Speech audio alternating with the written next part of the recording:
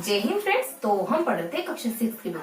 कक्षा 6 की बुक में आज क्या पढ़ने वाले हैं अपन? कक्षा 6 की बुक में आज पढ़ने वाले हैं अपन कुछ सामान्य सी जानकारी लेने वाले अपवाद तंत्र के बारे में।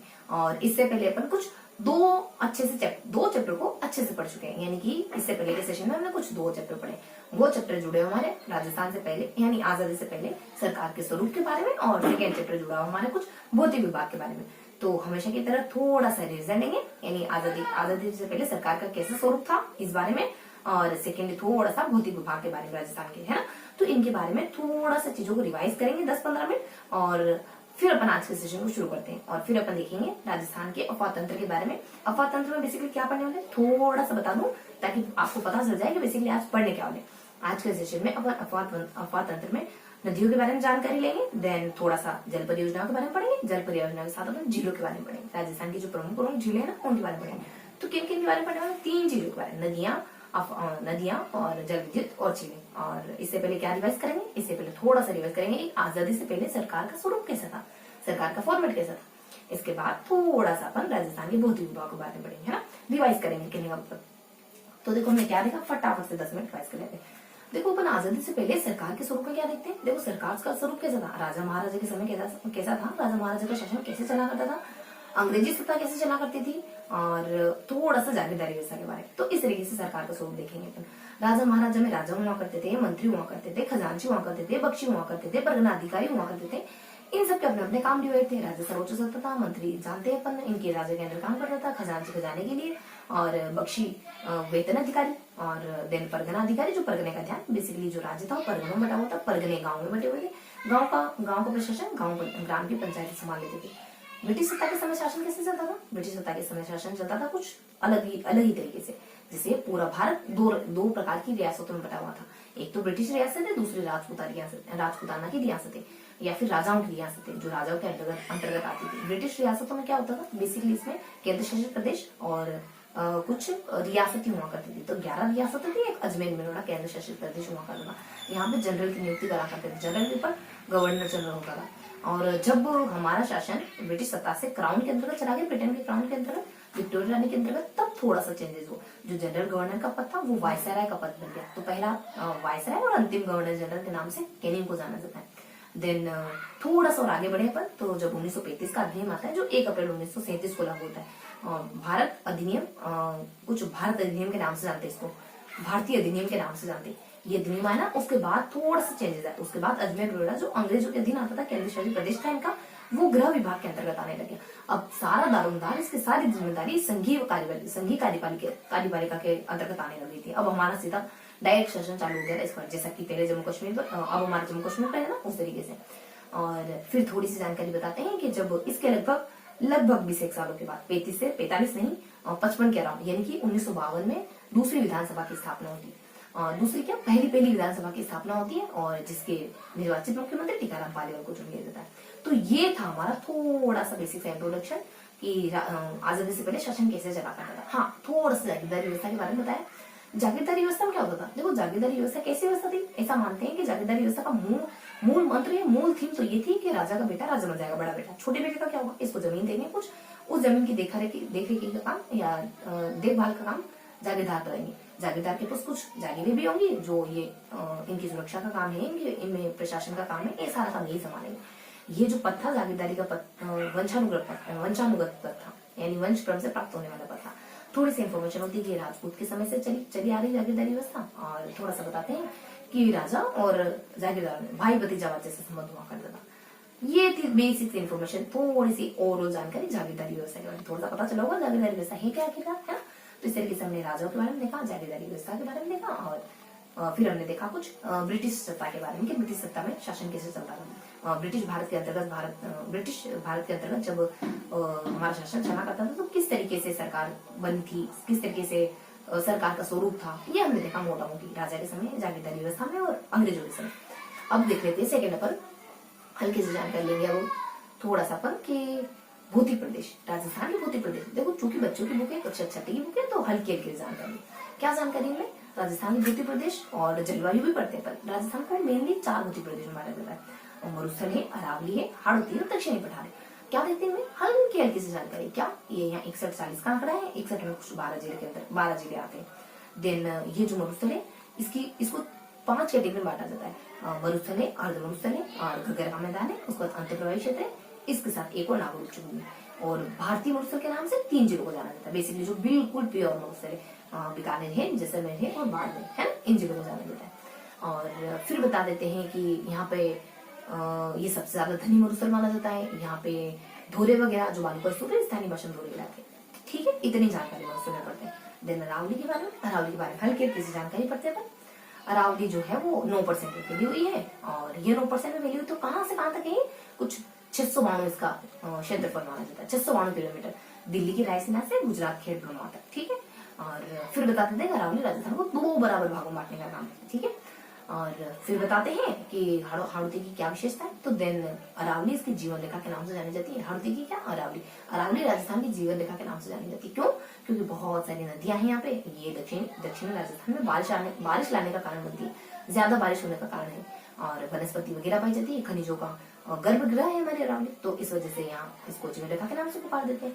और सेकेंड अपन जानते हैं थोड़ा सा दक्षिणी पठार, अपने जो पूर्वी इलाका है ना उसके बारे में, यानी पूर्वी मैदान के बारे में। क्या देखते देखो पूर्वी मैदान में ये देखते हैं अपन कि पूर्वी मैदान में कुछ 23% का एरिया था, 40% जनसंख्या रहती है। पूर्वी मैदान फेमस है इसकी उपजाऊपन के कारण। तो कौन सी नदी है, चंबल, बनास और कुछ अपने बेड़च है, ये नदियां है ना। सीबी अपने क्या ध्यान रखा था, बीसी। तो बीसी, बनास, बेड़च और चंबल नदी यहाँ पे देखो। इनका हरजाना भी भुगतना पड़ता है आपको। यहाँ पे उबड़ खाबड़ डांग या बीहड़ पाए जाते हैं। डांग है, बीहड़ है या फिर उत्खात भूमि इन नदियों के चलते कहाँ है, तो केडी में, कद में, कोटा और धौलपुर के बीच में बहुत ज्यादा पाई जाती है। क्या ऐसे ही मैदान हमारे राजस्थान में और कहीं है क्या? बिल्कुल है। प्रतापगढ़ बांसवाड़ा के बीच में जो मैदान है उसको माही का मैदान या छप्पन के मैदान, छप्पन गाँव के संत की वजह से। अब आ जाते हैं हाड़ौती। क्यों फेमस है? हाड़ौती फेमस है सिर्फ और सिर्फ एक चीज को लेकर, लावा की मिट्टी को लेकर। 7% हाड़ौती का इलाका है, लावा की मिट्टी या काली मिट्टी हाड़ौती की प्रसिद्ध है। क्या ऐसे ही पठार हमारा राजस्थान और है क्या? हाँ है ना। कहाँ है? राव और एससी कास्ट, राव कास्ट और एससी कास्ट, ये दोनों कम्युनिटी यूपी से आ रही बाय बस। तो एससी से अपने सिरोही में उड़िया है, चित्तौड़ में मेसा है, और एससी और राव देखो राजसमंद है और आबू है और उदयपुर, यहाँ भूमट का पठार पाया जाता है। और काई से आ रही बाय बस यूपी से आ रही, यूपी से अपने उदयपुर और प्रतापगढ़, यहाँ है अपन लाश वाली, प्रताप की लाश। ठीक है, और देन अपन काई से आ रही बस से, तो यहाँ पे बस है अपने भीलवाड़ा, और सी है ना, एस नहीं है सी, चित्तौड़, भीलवाड़ा चित्तौड़ के बीच के पठार को ऊपर बस के ऊपर नहीं बैठना है, वरना ब्रेकर आते गिर जाओ। तो ये अपने हल्की सी जानकारी दी है हाड़ौती के पठार के बारे में। अब थोड़ा सा देखते हैं जलवायु, और थोड़ी सी अपन इसके साथ ऋतुओं को भी पढ़ लेते। क्या देखते हैं अपन इसमें हल्की सी जानकारी देते हैं जलवायु के बारे में। जलवायु में क्या पढ़ते हैं हम? जलवायु में पढ़ते हैं कि राजस्थान में बेसिकली 5 तरीके की जलवायु, लेकिन 3 ही तरीके बताइए, आर्द्र, अति आर्द्र, आर्द्र और उपाद्र। अपन ने कहा था यहाँ पे एक ट्रिक आती, आर्द्र, अति आर्द्र, उपाद्र। क्या ट्रिक थी? बीजी यूके चलोगी क्या? जी क्या बात करते तुमने? अपने घर परिवार, अपना समाज, अपने समुदाय को छोड़कर मैं तुम्हारे साथ यूके आऊंगी कदापि नहीं। तो यहाँ पे बीजी, तो कुछ अपने बीजी से क्या क्या जिले, कौन कौन से जिले आएंगे? यहाँ से आ जाएंगे कुछ बी जैसे अपने कुछ बांसवाड़ा, और जैसे झालावाड़ है ना, यहाँ सबसे ज्यादा कुछ अति आर्द्र। देन आर्द्र में बीजी, यूके, उदयपुर और सवाईमाधोपुर। यूके में यूएसए चलोगी क्या? अमेरिका। देन जे क्या बात करते हैं? जयपुर। तो अपने उपाद्र में जयपुर। तो इस तरीके से अपने को देखना था कि आर्द्र है, अति आर्द्र है, आर्द्र और उपाद्र, बीजी, यूके और जे क्या बात करते, यूएसए और जे क्या बात करते है ना, यूएस और जे। तो इस तरीके से मैंने ट्रिकी तरीके से देखा था। बाकी जलवायु देखो, जलवायु अपन क्या देखते हैं? सर्दी, गर्मी, बरसात। सर्दी कब होती है और गर्मी कब होती है? मार्च जून में, यानी कि गर्मी होती है अपने मार्च जून, गर्मी बर्तन मार्च में बहुत दिक्कत करते हैं। ठीक है, और फिर अपने बारिश कब होती है? जूसी में, लिक्विड जूसी में, जून सितंबर। और कुछ अपने सर्दी, आफत, तो कुछ अक्टूबर से फरवरी। बाकी इन तीनों ही ऋतु को राजस्थान से रिलेट करके देखते हैं, इन तीनों ही ऋतुओं को। पर गर्मियों के बारे में देखिए तो 30 से 40 अराउंड राजस्थान में तापमान पाया जाता है, और 40 to 45 पाया जाता है हमारे शुष्क और अर्ध शुष्क इलाके। कौन से? बीकानेर, जैसलमेर, बाड़मेर, क्रमशः बीकानेर, जैसलमेर, बाड़मेर, जोधपुर और जोधपुर भी आएगा इसके साथ। ठीक है, इन इलाकों में इतना तापमान रहता है। बाकी थोड़ा सा शाब्दिक विशेषता देखें तो तापांतर बहुत ज्यादा है यहाँ, दिन में बहुत है, रात में बहुत कम। दैनिक और वार्षिक तापमान बहुत ज्यादा रहता है ना। फटाफट से देख लेते हैं, फिनिश करते हैं। देन हल्की सी जानकारी लेते अपन कुछ इसके बारे में देखते हैं, और फिर अपन देख लेते हैं कि माउंट आबू सबसे गर्म इलाका। अब बरसात, हाँ 100 किलोमीटर की स्पीड से लू चलती है। देन थोड़ा सा अपन देखिए बरसात। तो बरसात की बात, मतलब बारिश है ना, बंगाल की खाड़ी से होती है राजस्थान में, अरब सागर, बंगाल की खाड़ी से होती है पूर्वी राजस्थान में, अरब सागर से दक्षिणी राजस्थान में, और फिर बता देते हैं वही सबसे ज्यादा सबसे कम कहाँ होती है, झालावाड़ में सबसे ज्यादा हो जाती है अपने बारिश। झालावाड़ जिले में 100 सेंटीमीटर और जैसलमेर 10 सेंटीमीटर। सबसे ज्यादा कौन से स्थान पर होती है? माउंट आबू में 150 ग्राम होती है। बाकी बेसिक जैसे कि 90%, तो जो सर्दियों को बारिश का मौसम होता है इसका 90 to 95% बरसात इसी मौसम में होती है। बाकी 50% यानी कि मतलब परसेंटेज में अपन क्या देखते हैं, तो 90 में ये देखा हमने 50% को लेकर क्या देखते हैं कि अरावली के पूर्व में 50 से ज्यादा, यहाँ पूर्व में 50 से ज्यादा और इधर 50 से कम हो जाती है बारिश। बाकी तो अपन दिशा तो जानते हैं, इधर से इधर बारिश, इधर से इधर कम होती जाती है, यानी कि बारिश की दिशा अपने कुछ दक्षिण पूर्व से लगाकर और उत्तर पश्चिम की तरफ कम होती जाती है। इस तरीके से हल्की सी जानकारी थी। बाकी अपन इसमें और देख लेते हैं सर्दियों के बारे में। सर्दियों में देखो क्या होता है कि 0 डिग्री तापमान भी हो जाता है कभी कभी। बेसिकली ये देखते हैं कि माउंट आबू सबसे ठंडा इलाका होता है सर्दियों में, और मावट चलती है सर्दियों में होने वाली बरसात को मावट कहते हैं। इसके बाद पश्चिमी विक्षोभ भी देखते हैं मावट के साथ। क्या है पश्चिमी विक्षोभ? भूमध्य सागर से उठने वाले चक्रवातों को पश्चिमी विक्षोभ कहते हैं, जो राजस्थान के उत्तर और पश्चिम में बारिश का कारण बनते हैं। राजस्थान के नहीं, भारत के उत्तर पश्चिम राजस्थान के रहता है, तो यहाँ बारिश का कारण बन जाते हैं। ये रबी के नजरिए भी बहुत ज्यादा अच्छे माने जाते हैं। तो ये जानकारी ली थी हमने कल के सेशन में, ठीक है। आई होप आपको क्लियर हुआ होगा। अब आज क्या पढ़ने वाले अपन? तो आज अपन देख लेते हैं हल्की सी जानकारी, कुछ बेसिक जानकारी लेने वाले अपन अफवाह तंत्र के बारे में। तो फटाफट से बिना देरी के अपन अफवाह तंत्र के बारे में जानकारियां शुरू करते हैं, है ना। तो ज्यादा समय नहीं लिया होगा मैंने, 10 से 15 मिनट हुए होंगे। तो अब अपन पढ़ते हैं। देखो जो भी बच्चा देख रहा है ना, मेरा एम ये है कि आप जो भी कोई देख रहे हो, जो भी बच्चा देख रहा है वो सीख के जाए, वो याद करके जाए। देखो चीजों को याद करने पर विश्वास रखा करो, ज्यादा से ज्यादा चीजें पढ़ने पर विश्वास मत करो। विश्वास करो कि जितना पढ़ा उतना अच्छे से याद हो। जब कभी भी आए उसको एनालिटिकल तरीके से इस्तेमाल कर सको। जहां पे भी उनके इफेक्ट आए तो आपका माइंड अच्छे से उनके बारे में सोच पाए, क्योंकि चीजें साफ सुथरे तरीके से याद होगी ना, भले कम याद होगी, साफ सुथरे तरीके से याद होगी तो आपको ज्यादा बेनिफिट हो जाएगी। बहुत सारी चीजें उलझन में याद होगी तो कोई काम की नहीं है ना। तो जब भी याद करो माइंड में एक बात क्लियर रखो कि चीजों को अच्छे से याद करना, चीजों को समझते हुए याद करना, चीजों को फेमिलियर होते हुए याद करना, ताकि वो आउटपुट दे पाए। अगर चीजें आउटपुट नहीं दे पाएगी तो एग्जाम में कोई नहीं निकलेगा, है ना। हमें चीजों से ज्यादा आउटपुट निकालने की कोशिश करनी। जानकारी, डेटा, इन्फॉर्मेशन क्यों लेते हैं अपन? ताकि एग्जामिनेशन में काम आ पाए। तो इस तरीके से पढ़ेंगे ताकि चीजें काम आए, इत्मीनान से पढ़ेंगे, अच्छे से पढ़ेंगे। हालांकि बच्चों की बुक है, लेकिन जो जानकारी इसमें गिवन है ना वो बढ़िया से पढ़ेंगे, ताकि आप एक बार पढ़ लो तो आपको कहीं दिक्कत नहीं है।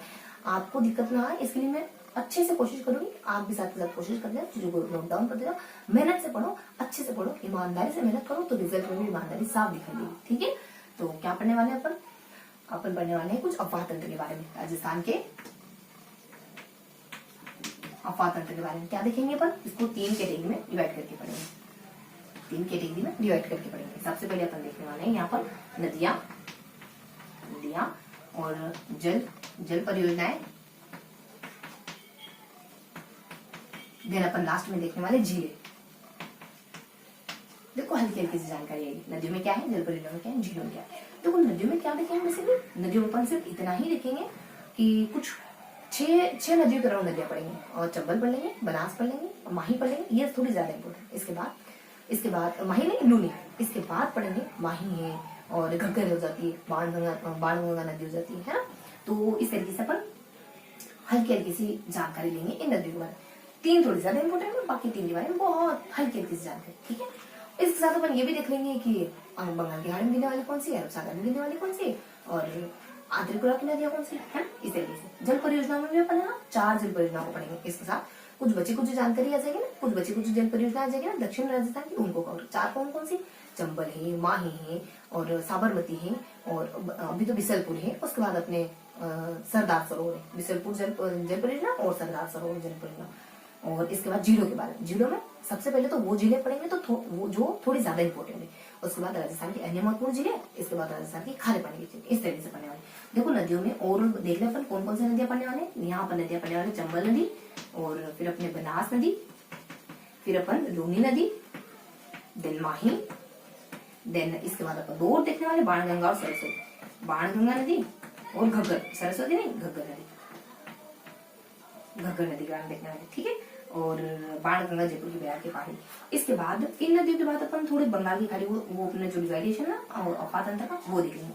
जल परियोजना में कहाँ जल परियोजना पढ़ेंगे? सबसे पहले चंबल जल परियोजना, उसके बाद अपन माही जल परियोजना, यही दोनों नदी वाली।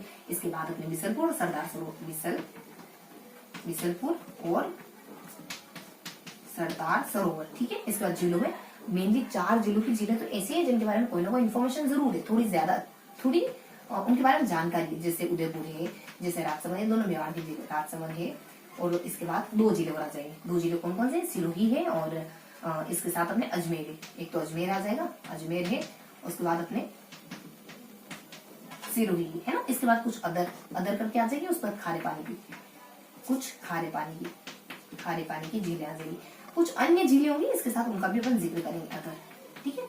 कुछ अदर झीलें आ जाएंगी, उनके बारे में अपन हल्की हल्की से जानकारी लेंगे। तो बिना देरी के फटाफट से शुरू कर ले। चंबल बनास लूनी और चंबल बनास लूनी, ये थोड़ी ज्यादा इंपॉर्टेंट है, इनके बारे में हल्की हल्की से जानकारी, ठीक है। और बाकी वर्गीकरण भी पढ़ेंगे। तो फटाफट से अपन शुरू करते हैं नदियों से। अफवातन में क्या देखने वाले अपन? नदियां। अफवाह तंत्र में शुरू करते हैं अपन नदियों से। देखो क्या देखेंगे अपन, बेसिकली जो 3 नदियां है ना, इनमें अपन 3 जानकारी देखेंगे, 3 से 4 जानकारी। सबसे पहले अपन देखेंगे कि ये नदियां कहाँ से निकलती है, कौन कौन से जिलों में जाती है, और इनकी सहायक नदियां कौन सी है, और यहाँ पर इनके किनारे कौन कौन से नगर बसे हुए।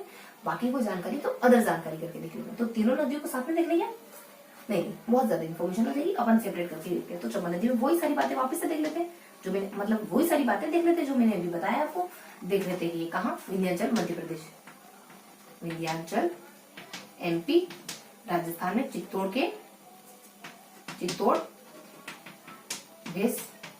भेसरोडगढ़, चित्तौड़ की भेसरोडगढ़ से एंटर कर जाती है। कौन कौन से जिलों में बहती है? तो यहाँ पे कोटा, बूंदी, सहारनपुर और कुछ करौली और धौलपुर। कहाँ से? कोटा है, करौली है, कोटा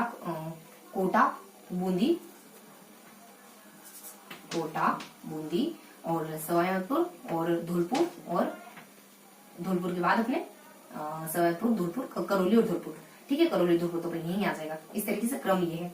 तो अपने देखो क्या हो गया, कब इसके क्रम ध्यान रखेंगे। तो चलो करौली यही करते हैं, सवाईमाधोपुर, करौली और धौलपुर, कोटा, बूंदी, सवाईमाधोपुर, करौली, धौलपुर, ठीक है। कब? एसके डी, दीदी एसके कब आने वाले? शाहरुख खान कब आने वाले? बस चीजों को याद ही तो रखना है अपने को, ठीक है। और बाकी एमपी से निकलती है, राजस्थान में एंटर करती है, इन जिलों में रहती है। अब इनकी सहायक नदियां देख लेते हैं। इसकी सहायक नदियां कौन कौन सी मानी जाती है अपने? तो इसकी सहायक नदियां मानी जाती है अपनी चंबल की। देखो चंबल की सहायक नदियां कुछ अपने कोठारी आ जाती है, और उसका बेड़च वगैरह आ जाती है, और इसके बाद कुछ 2 नदियां और होती है, जैसे अपनी काली सिंध वगैरह हो जाती है, पार्वती वगैरह हो जाती है, बनास हो जाती है। तो कौन कौन सी है? बनास है, उसके बाद अपने कोठारी है, कुछ अपने कोठारी, उसके बाद अपने बेड़च है, उसके बाद अपने काली सिंध है, और पार्वती। थोड़ा सा ट्रिकी तरीके से ध्यान रखोगे, क्या रखोगे? यहाँ रखोगे कि बिट्टू और क प। देखो बी से अपने बनास आ जाएगा, बी से अपने बेड़च आ जाएगा, और के से अपने कोठारी वगैरह, और के से अपने काली सिंध वगैरह, और पी से अपने पार्वती वगैरह, है ना। तो ये अपने पूरी चंबल नदी खत्म हो जाती है, ठीक है। वो जो 4 जानकारी कॉमन है वो देख ली। इसके अलावा कुछ बची कुछ जानकारी देख लेते हैं। बची कुछ जानकारी क्या है कि वर्ष भर बहने वाली राजस्थान की सबसे लंबी नदी मानी जाती है चंबल नदी। तो वर्ष भर बहने वाली, वर्ष भर और राजस्थान की सबसे लंबी नदी, तो वर्ष भर बहने वाली राजस्थान की सबसे लंबी नदी मानी जाती है कोटा नगर। इसके किनारे एक नगर बसा हुआ है, कोटा नगर। तो इसके किनारे कोटा नगर बसा हुआ। ये बेसिक जानकारी थी, है ना। अब देख लेते हैं चंबल के साथ अपन बनास नदी। बनास नदी यही सारी जानकारी देखेंगे, क्या ओरिजिन क्या है इसका, और फिर कौन कौन से जिलों में बहती है, कौन कौन सी सहायक नदियां हैं, कौन सा नगर इनके किनारे बसा हुआ है। इसके बाद कोई बच्ची कुछ जानकारी आएगी तो वो देख लेंगे। तो देखो बनास नदी कहाँ से निकलती है? बनास नदी अजमेर के खमनोर की पहाड़ी से निकल जाती है। राजसमंद की खमनोर की पहाड़ी, राजसमंद खमनोर, राजसमंद खमनोर से निकलती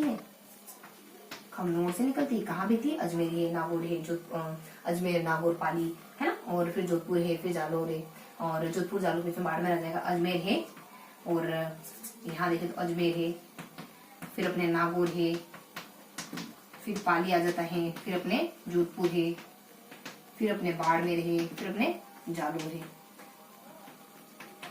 थोड़ा सा ट्रिकी तरीके से चीजों को ध्यान रखोगे तो ANP यानी ANP, और फिर अपने JBJ, J और BJ क्या जाएगा अपने? अपना और बाजा। चलो यहाँ कर दो 2, ठीक है। तो अपना बाजा यानी अपना अपना बाजा बजाओ, दूसरे को बाजा मत बजाओ, ठीक है। ये अपनी कमियां देखो, दूसरों में कमियां मत ढूंढो, अपनी खुद की कमियां तराशने की कोशिश करो। अपना बाजा बजाओ और अपने थोड़ा सा ध्यान रखना कि अपनी ही कमियां ढूंढो, है ना। चीजों को बस ध्यान रखना है आपको। और सेकेंड बता देते हैं इसके साथ वही कौन कौन से जिलों में थी। अब साइड में दिया, इसकी साइड में दिया कौन सी, बनास की साइड में दिया वही अपने देखो बेड़च और कोठारी तो यहाँ पे भी है।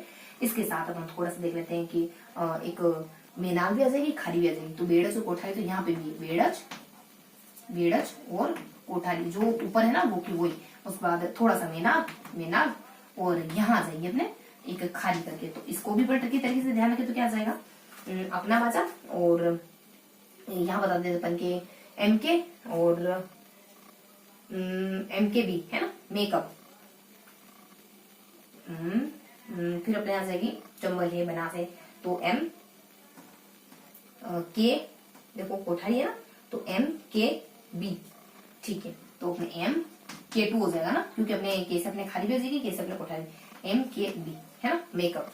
तो अपने आवाज बजाओ, मतलब कि अपनी शेखी ऐसा कुछ मुहावरा है ना हिंदी में, अपनी शेखी बजाना, अपनी शेखी ऐसा ही कुछ है ना, अपनी शेखी बजाना, ऐसा कुछ मुहावरा। तो उस मुहावरे से कोरिलेट करना, मुहावरे से कोरिलेट करना, अपने आवाज बजाओ। और मेकअप, वैसे भी मेकअप दूसरों की बुराई करता हूँ, मैं तो जरूर बुराई करता ही। तो ये तो बेसिक जानकारी जो मैंने कहा ना कि दोनों कॉमन। इसके बाद जो इसमें बची कुछ जानकारी है तो ना, वो क्या है बेसिकली, ये जानकारी है कि ये कुछ 480 किलोमीटर बहती है ये नदी। और थोड़ा सा बता देते हैं कि ये नदी ना वर्ष भर बहने, ये राजस्थान में बहने वाली, पूर्णतः राजस्थान में बहने वाली सबसे ज्यादा बड़ी, सबसे लंबी नदी। बाकी ये मौसमी नदी भी है। तो ये कुछ इसकी बेसिक विशेषताएं आती है, ठीक है। तो अब इसको अपन कहाँ नोट डाउन करें, इसको अपन थोड़ा सा चलो ठीक है, ये दोनों जानकारी ले ली। तो इनमें क्या देखा अपना, देखो चंबल नदी बांध देखते, बनास नदी बांध देखते, क्या जानकारी देखते, इतनी तो जानकारी दोनों में कॉमन ही। यहाँ से ये तो पूरी जानकारी कॉमन ही कि कहाँ से निकलती है और कौन से जिलों से बहती है, और उसके साथ कौन कौन सी इसकी सहायक नदियां मानी जाती है। और बाकी बच्चे कुछ जानकारी वो अपन इसके साथ देख लेते हैं। बाकी ये भी सेम टू सेम, यानी कहाँ से निकलती है और कौन कौन से जिलों में बहती है, देन इसकी सहायक नदियां कौन कौन सी है, और देन सहायक नदी के बाद बस इस तरीके से देखते हैं कौन सा नगर इनके किनारे बसा हो, ठीक है। तो इस तरीके से कुछ 4 फैक्टर को लेके इन चीजों को पढ़ते हैं, कहाँ से निकलती है और इसकी सहायक नदियां कौन सी वगैरह वगैरह, और कहाँ से निकली, कौन से जिलों में गई, फिर सहायक नदियां, और फिर इसके किनारे बसे हुए नगर। तो ये 4 फैक्टर तो दोनों ने कॉमन देखे। ये विंध्याचल से निकलती है और ये निकलती है अपने यहाँ बनास निकलती है अजमेर की सॉरी राजसमंद की खमनों की पहाड़ी से। ये चित्तौड़ ये बेहती है अपने कब, एसके दी, यानी कि एसके कब आ रहे हैं, शाहरुख खान कब आ रहे हैं। और ये आ जाती है कि अपना बाजा बजाओ, ठीक है। इसके बाद जिलों से निकली, अलग जिलों में गुजरी सहायक नदियां कौन सी, इसकी सहायक नदी इसकी कि बिट्टू कब, अगर इसके है तो बिट्टू चाय का कप लेके आना तू, ठीक है। और यहाँ आ जाएगा अपने की मेकअप दी, वैसे भी मैं दूसरी बुराई कब करती हूँ, मेकअप में कब, ये आ जाएगी अपने ट्रिक इसकी। तो ये इसकी ट्रिक आ जाएगी, इसकी सहायक नदी की ट्रिक। बाकी अपन इसकी कोई इसकी मतलब कि कौन सा नगर इनके किनारे बसा हुआ है, ये इस तरीके से। तो यहाँ चंबल में कोटा बसा हुआ है इनके किनारे। कहाँ देखा आपने, वर्ष भर बहने वाली और सबसे लंबी नदी, और कोटा नहीं लिखा ना मैंने, तो हाँ एक और इन्फॉर्मेशन ऐड करना, चौथी इन्फॉर्मेशन कि कोटा नगर इसके किनारे बसा हुआ है। और देन अपन यहाँ देख लेते हैं जो चौथी इन्फॉर्मेशन के रूप में है कि अपने बनास में, मैंने आपको बनास में ये जो नदियां बताई है, बनास में मैंने आपको बताया है कि बनास की सहायक नदियां अजमेर नागरपाली, और कभी बनास में यही है ना, कभी अपने लूनी की तो नहीं हो गई, अरे मेरे को लग रहा है शायद हाँ लूनी की हो गई ये सारी। चलो थोड़ा सा आपको है ना करेक्शन करना पड़ेगा, थोड़ा सा, तो सॉरी, ठीक है। तो यहाँ पे देखो अजमेर नागौर में तो थोड़ा सा मेरा शायद थोड़ा सा ध्यान भटक गया, उन्होंने सारी नदियां आपकी लूनी की सहायक नदियां दी, इसकी जिले में बहने वाली लूनी जहाँ में थी ना उनके बारे में मैंने आपको जानकारी दे दी। बेसिकली यहाँ नहीं बहती ये नदी, बनास नदी कहाँ थी, बनास तो राजसमंद है, चित्तौड़ है, भीलवाड़ा है और टोंक है, सवालपुर यहाँ भी थी। तो ये सारी इन्फॉर्मेशन मेरे को एक बार फिर से लिखनी होगी। तो देखो बनास नदी अपने राजसमंद में थी, राजसमंद से निकलती है, राजसमंद के खमनोर की पहाड़ी से, खमनोर की पहाड़ी से कोई दिक्कत नहीं। उसके बाद सेकेंड डे देख लेते हैं कि ये कौन कौन से जिलों में थी। अब देख लेते हैं, राजसमंद है, उसके बाद चित्तौड़ है, उसके बाद अपने भीलवाड़ा है, उसके बाद फिर अपने टोंक वगैरह आ जाता है, फिर अपने सवाई माधोपुर वगैरह आ जाता है। सवाई माधोपुर की रामेश्वर में चंबल से मिल जाती है ना, तो रामेश्वर में चंबल से मिल जाती है। और पता है ये अपने युग में जाके यमुना से मिलती है। और फिर अपन देख लेते हैं कि ये इन जिलों से रहती है और कौन कौन सी इसकी सहायक नदियां मानी जाती है। तो बनास की सहायक नदियां कौन सी बेसिकली, तो बनास की सहायक नदी सेम मैंने आपको बताया ना आपको, तो कोठारी वगैरह तो है सही, कोठारी है, बेड़च है, दोनों में कॉमन है ना। इसके अलावा यहाँ पे अपने मेनाल वगैरह आ जाती है और अपने खारी वगैरह आ जाती है, इसके साथ अपन कौन से जिलों से और कहाँ से उद्गम, जिले, सहायक नदियां, और इसके साथ अपन सहायक नदियों के बाद अपन नगर, तो यहाँ पे अपने सवाई माधोपुर नगर बना हुआ है और सवाई नागपुर है प्लस टोंक इसके किनारे, तो यही कॉमन इन्फॉर्मेशन यहाँ पे भी देखी, यही कॉमन इन्फॉर्मेशन हमने यहाँ पे भी देखी। ठीक है, और अगर इसको ट्रिकी तरीके से ध्यान रखेंगे तो कैसे रखेंगे अपन इसको, बनास में अपन ध्यान रखेंगे कि बीटी और फिर आ जाएगा अपने कुछ ये अपने रास, बीटी रास आई नहीं, मैंने अंगूठी जो तुमको अंगूठी दी थी वो रास है नहीं, रास समझे चितौड़ है, और फिर अपने भिलवाड़ा है उसका टोंक है, उसके बाद अपने सवाईपुर है ना बीटीज यानी मैंने तुम्हें जो अंगूठियां दी थी वो रास ही है, तो ये कहते हैं। तो अपने सहायक नदियों की ट्रिक क्या आ जाएगी, ठीक है ये अपने ट्रिक सहायक नदियों की ट्रिक क्या आ जाएगी अपने, तो मेरा आगे मिली, तो यहाँ वही अपने मतलब कि मेकअप, ठीक है, मेकअप की ट्रिक मुझे पसंद नहीं है, तो इस तरीके से चीजों को ध्यान रखना है बस। ये इन्फॉर्मेशन है, इसके साथ मैंने कहा था ना कि कुछ एडिशनल इन्फॉर्मेशन, जैसे कि यहाँ पे आई ना एडिशनल वर्ष बने सबसे लंबी है, तो इसकी भी एडिशनल इन्फॉर्मेशन होती है।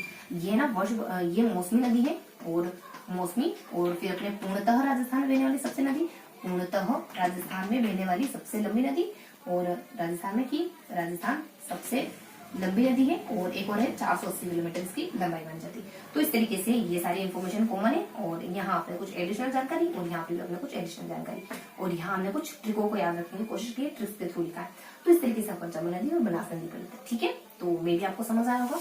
अब देख लेते हैं फटाफट से, अपन बहुत ज्यादा समय नहीं लेंगे, और इनके बाद अपन हल्की हल्की जानकारी ले लेते हैं नेक्स्ट के बारे में। अब क्या पढ़ते हैं अपन, तो इन दोनों नदियों के बाद थोड़ा सा अपन देखेंगे माही नदी के बारे में, लूनी नदी के बारे में, है ना, और बाकी बची हुई 3 नदी के बारे में। देखो लूनी नदी में क्या देखेंगे, थर्ड में अपन देखेंगे थोड़ा सा लूनी नदी, और इसके साथ अपन लूनी नदी के साथ वो 3 जो नदियां देखे ना, वो अपन 1 बाय 1 करके वो अपन, चलो ठीक है उसको अलग ही रखते हैं। लूनी नदी में क्या देखते हैं, बेसिकली इतनी जानकारी है कि लूनी नदी जो एक इलाका है अपने यहाँ अपने अजमेर का एक गोविंदगढ़ का इलाका है, वहाँ की जो एक अपने सागरमती और साबरमती, सरस्वती और सागरमती, ये जो 2 धारा है ना, इन दोनों धाराओं से मिलकर के लूनी बनती है।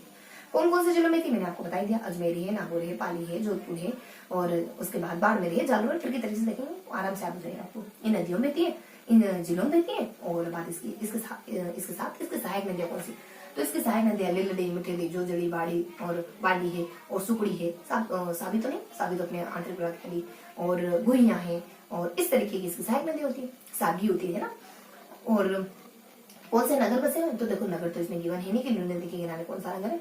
और फिर एडिशनल इन्फॉर्मेशन जो मैं आपको कह रही हूँ ना, एडिशनल जानकारी क्या है इसकी, कि ये बालोतरा तो मीठा पानी होता है, और बाद में खारे पानी की नदी बन जाती है, खंबात की खाड़ी जाकर होती है। तो ये सारी इन्फॉर्मेशन जो कॉमन है, और एडिशनल जानकारी लिख लेते पर। उद्गम माना जाता है इसका अजमेर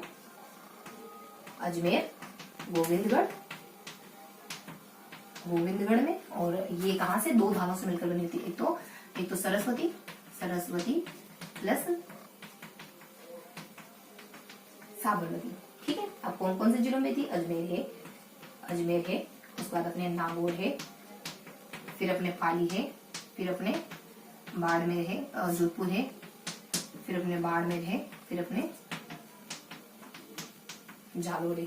इसके किनारे कौन कौन से इसकी सहायक नदियां मानी जाती है, तो थोड़ा सा अपन देखिए लिलड़ी, जोजड़ी, जवाई, सागी, सुकड़ी, और फिर अपने वही अपने मिठड़ी है, खारी, बांडी है, मिठड़ी है, पांडी है। और देखो इसकी ट्रिक देखना थोड़ा सा, तो इसकी ट्रिक आ जाती है अपने देखो लूनी की ट्रिक होती है अपने, एक तो अपन कहते हैं कि जो जोड़ी से अपने जे आ जाएगा, जैसे सागी, हाँ जितू और बीएम के मतलब कि जीतू जो है ना वो पीएम का सगा है, जीतू पीएम का सगा है। जी से अपने जो जोड़ी जपाई है, और बी से अपने बांडी वगैरह जाएगा, और एम से अपने मिठड़ी है, और के से अपने खारी वगैरह जाएगा, और स से अपने सुकड़ी वगैरह और सागी वगैरह, और जी से अपने गुहिया वगैरह। जी से सब कुछ हो गया ना, अब गुहिया बच जाएगा, बस गुहिया। तो क्या बच गया अपने जो जोड़ी हो गया, जवाई हो गया, बी से अपने बांडी वगैरह, बांडी लिख लिया मैंने, बांडी हो गया, एम से अपने मिठड़ी वगैरह हो गया, के से अपने खारी नहीं लिखा मैंने, खारी नहीं, वो अपने खारी नहीं, एक खारी तो अपनी वहां होगी बनास नदी की साइड नदी होगी, खारी अपने वो अरे क्या कहते हैं इसको, कोठारी नहीं, इसको देखो खारी, ठीक है एक ही तो है इसमें, खारी तो नहीं है, लेकिन देखो खारी तो अपनी ना बनास की साइड नदी है, बनास की साइड नदी बेसिकली खारी, तो इसके साइड देखो, इसके यहाँ ना के से थोड़ा सा अपन मिस रखेंगे अभी ना, इसकी सहायता देनी है। और स से अपने सागी है, सुकड़ी है, सागी है, और जी से अपने गुहिया है ना, इसको के से मिस रखेंगे क्वेश्चन। मैं आपको कल बताती हूँ ना के से, अगले वाले सेशन में। उसके बाद अपन नेक्स्ट देख लेते हैं। सहायक नदियां हैं, नगर या गिवन अदर जानकारी। अदर जानकारी में क्या है, बेसिकली हल्के हल्के जानकारी है। ये जानकारी है कि जो लूनी नदी है ना, ये अपने बालोतरा तक मीठा बालोतरा मीठा पानी, उसके बाद खारा पानी, और ये अपने खंबाती खाड़ी में जाकर गिरती है, ये इन जिलों में बहती है। और उसके बाद इन जिलों में बहने के बाद ये खंबाती खाड़ी, इन जिलों के बाद अपन खंबाती खाड़ी, ये तो यही निकला था। और खंबाती खाड़ी, जालोर के बाद खंबात खाड़ी में जाकर विलीन हो जाती है। तो ये अपने लूनी के बारे में इंफॉर्मेशन, ठीक है। तो ये हल्की जानकारी कहाँ से निकलती है और किन किन जिलों में जाती है, कौन कौन से सहायक नदियां हैं जी, और कौन सा नगर है, नगर वगैरह है नहीं यहाँ पे। अदर जानकारी के रूप में बालोतरा मीठी बाद में जाकर के खाड़ी में जाती है ना। और इस तरीके से अपन लूनी नदी को पढ़ते हैं, ठीक है। बिल्कुल बेसिक जानकारी थी, वैसे आपको समझ आ ही गया हो बहुत अच्छी तरीके से। देखो चीजें थोड़ी सी आपको ना बार बार देखने की जरूरत पड़ेगी, इन चीजों को बार बार पढ़ने की जरूरत पड़ेगी। थोड़ा सा ट्रिक और ट्रिक से क्या होता है, बेसिकली आप किसी से पढ़ते हो तो आपके दिमाग में थोड़ा सा क्लियर कट व्यू मिलता है। बाकी आपको मेहनत खुद करनी पड़ती है बाद में, थोड़ा तो आपको दिखना पड़ेगा, बाद में इनको थोड़ा सा रीड कर लेना तो चीजें आपको याद हो जाएगी। इत्मीनान रखो, धीरे रखो, चीजें याद हो जाएगी। अब्दुल कलाम कहते हैं पढ़ने के लिए क्या क्या जरूरी है। देखो मुझे आप सोचो कि आप किसी से देखो और आपको चीजें एज इट इज याद हो जाए, ऐसा नहीं होने वाला। क्योंकि देखो जो भी आपको पढ़ा रहा है ना, उसने खुद ने मेहनत करी और चीजों को याद रखा है, और अब आपको आपकी पार्ट में मेहनत करनी पड़ेगी। वो आपके लिए चीजें सरल कर सकता है, इससे ज्यादा नहीं कर सकता, लेकिन चीजों को आपको देखना। अब्दुल कलाम कहते हैं एक तो एजुकेशन अच्छी लो, उसके बाद कुछ क्वालिटी की बात, एक बड़ा लक्ष्य रखो, उसके बाद उसके लिए एजुकेशन लो, उसके बाद जी तो उसके लिए मेहनत करो, लास्ट में धैर्य परसिवरेंस रखो। ये कहते हैं अब्दुल कलाम किसी अच्छे या बड़े लक्ष्य को पाने के लिए। तो ये आपको थोड़ा अपने पार्ट पे करना पड़ेगा, ठीक है। जो सच्चाई है वो ये है। और फिर अपने नदियां वगैरह आ जाती है। अगर मैं कह दूं कि मैं आपको भूगोल की बता दूंगी तो दिस इज नॉट पॉसिबल। तो अपनी नदियां वगैरह बता देते, और क्या बताते हैं अपने, देखो दो तो अपने 3 नदियां देख ली। अब थोड़ी बेसिक नदियां, माही नदी, उसके बाद अपने बाणगंगा नदी, उसके बाद घग्गर नदी। क्या देखते हैं इसमें अपन, देखो माही नदी के बारे में, इनके बारे में थोड़ी सी इन्फॉर्मेशन। माही नदी बेसिकली कहाँ से निकलती है, वही सारी इन्फॉर्मेशन। माही नदी विंध्याचल एमपी से। उसके बाद सेकंड अपने प्रतापगढ़ और बांसवाड़ा है, इससे खंबाती खाड़ी यहाँ से निकलती है और खंबात खाड़ी में विलीन हो जाती है। इसके बाद सोम और जाखम इसकी सहायक नदी है, जाखम है ना। उसके बाद बाणगंगा कहाँ से निकलती है, बेसिकली जयपुर की बेराट पहाड़ी से निकलती। इसके साथ थोड़ा सा अपन देख लेते हैं कि ये नदी जो है वो एक तो भरतपुर में नमभूमि का निर्माण करती है, भरतपुर में नमभूमि निर्माण करती है, प्लस क्या आ जाता है इसके साथ, ये भरतपुर में नमभूमि का निर्माण करेगी। और एक और जानकारी होती है अपने बाणगंगा, ये अपने अर्जुन की गंगा। ये थोड़ी सी ना 2 कैरेक्टरिस्टिक ध्यान रखना, अर्जुन की गंगा के नाम से जानी जाती है ना। ये बेसिक इन्फॉर्मेशन होती है। देन अपने गंगा नदी में जानकारी होती है कि ये हिमाचल से निकल के आती है, हिमाचल की शिवालिक की पहाड़ी से, हिमाचल प्रदेश और शिवालिक पहाड़ी, शिवालिक की पहाड़ी से निकलती है। देन अपने हनुमानगढ़ में आती है और गंगानगर में आके विलीन हो जाती है ना। उसके बाद घग्गर सरस्वती का अवशेष, या तो पुरानी, या तो ये जो प्राचीन सरस्वती है वो वही है ये, या फिर इसकी सहायक नदी है, या तो उसका अवशेष है या फिर इसकी सहायक है, 2 बातें हो सकती। तो ये थी हमारी नदियां, ठीक है। तो बेसिक माही नदी क्यों प्रसिद्ध है, तो दो एमपी से निकलती है और 2 जिलों में बहती है, 2 इसकी सहायक नदी है, ठीक है। बाणगंगा क्यों प्रसिद्ध है, अर्जुन की गंगा है, और बाणगंगा अपने अर्जुन की गंगा और बेराट की पहाड़ी से निकलती है। और एक और क्या था, भरतपुर में नमभूमि। कितनी इंपॉर्टेंट बात है, भरतपुर की नमभूमि का निर्माण वेटलैंड एरिया का निर्माण ये करती है। 2 ही तो वेटलैंड एरिया है, एक तो भरतपुर का, एक तो अपने केरादे भरतपुर में, और एक और अपने सांबर में। ये कर रही है वो वेटलैंड एरिया। बाकी अर्जुन की बाणगंगा, बाकी कहाँ से निकलती है तो थोड़ा सा सामान्य जानकारी, घग्गर ये सरस्वती का अवशेष मानी जाती है। बाकी सामान्य जानकारी हिमाचल की शिवालिक की पहाड़ी से निकल कर जाती है। तो ये अपन देखते हैं 2 इन बाकी बची नदी के बारे में। अब क्या देखेंगे, देखो मेरे को ऐसा लग रहा है कि मैंने आपको ना शुरुआती 3 नदियों में थोड़ा सा उलझा दिया है ना, तो उनको भी अपन थोड़ा सा क्लियर कट करेंगे। टेंशन नहीं लेनी है, बस चीजों को हंसते हुए मुस्कुराते हुए चीजों को पढ़ते जाना है। मैंने आपको थोड़ा सा शुरुआती 3 नदियों में उलझा दिया, शायद क्लियर कट नहीं दिख पाया होगा ना आपको। मैंने थोड़ा सा ट्रिक वगैरह सब कुछ साथ में लिख दिया था, तो आपको इतना क्लियर विजिबल नहीं हो पाया होगा। कोई बात नहीं, अपन जब रिविजन लेंगे ना तो मैं क्लियर कट आपको आइडिया दे दूंगी। तो ये अपने 6 नदियां पढ़ ली। अब थोड़ा सा देख लेते हैं कि बंगाल की खाड़ी, बंगाल की खाड़ी में या फिर अरब सागर में या फिर आंतरिक। तो यहाँ पर उनका वर्गीकरण देख लेते हैं। तो बंगाल की खाड़ी में जाने वाली नदियां कौन सी है, अरब सागर में जाने वाली कौन सी है, और देन आंतरिक प्रवाह की नदियां कौन सी है, आंतरिक प्रवाह की। देखो बंगाल की खाड़ी की हुई जो चंबल की सहायक नदी वो सारे लिख लो। चंबल की सहायक नदी मेरे को लग रहा है कि आप उलझ ही गए, अब तक याद हो गया आपको। देखो चंबल की सहायक नदी लिखती है, चंबल की सहायक नदी आपने कोठारी और बेड़च, कोठारी और बेड़च, ठीक है। इसके साथ अपने दो कर लो, बनास, कालीसिंध, पार्वती। देखो कोठारी, कोठारी और बेड़च है ना, बड़ा और कठोर, बड़ा और कठोर, दो कैरेक्टरिस्टिक। उसके बाद यहाँ बना, कौन है बना, राजपूत लोगों को बना कहते हैं ना। और इधर आ जाती है अपने कुछ पार्वती और कालीसिंध, काली और पार्वती, दो महिलाओं के नाम, ठीक है। बना जो है वो पार्वती और पाली के लिए बहुत बड़े हैं, और कठोर है। इनके प्रति इनका रुख ऐसा है, पर चीजों को ध्यान रखना है, कैसे भी रखो, मजे में रखो, हंसते मुस्कुराते रखो, चीजों को पढ़ना तो है आपको, है ना। अच्छे से तो क्यों ना उनको अपना बना के पढ़ा जाए, उनको नजरिया बदल के पढ़ा जाए, है ना। क्यों परेशान हो उनके साथ, क्यों ना उनके साथ खुशी खुशी पढ़े, क्यों ना उनके साथ अच्छे से टाइम स्पेंड करके पढ़े, किताबों को अपना मानो, है ना, मजा आएगा फिर पढ़ने में। तो ये बंगाल की खाड़ी। बाकी अरब सागर में कौन सी, तो जो दो अपन पढ़ रहे हैं वही माही, लूनी, इसके अलावा देखो पश्चिमी बनास, साबरमती और पश्चिमी बनास। देखो बनास तो उधर की है, लेकिन पश्चिमी बनास। उसके बाद अपने आंतरिक प्रवाह की देखो 3 तो अपन जानते हैं अच्छे से। उसके अलावा साबी, नॉट सागी, सागी अपने कहा की, सागी अपने लूनी की सहायक। तो दो तीन तो अपन जानते हैं फेमस। एक तो ऊपर वाली घग्गर जो कि सरस्वती का अवशेष है, वो एक अपने दक्षिण राजस्थान की एक बाणगंगा, पूर्वी राजस्थान की बाणगंगा। इसके अलावा कातली, ये जैसलमेर की, तो अपने इधर की तीनों दिशा के आगे ट्रायंगल होंगे, यहाँ की गंगा की, यहाँ के अपने जैसलमेर की, और यहाँ की जैसलमेर की, और यहाँ के अपने जयपुर, ठीक है।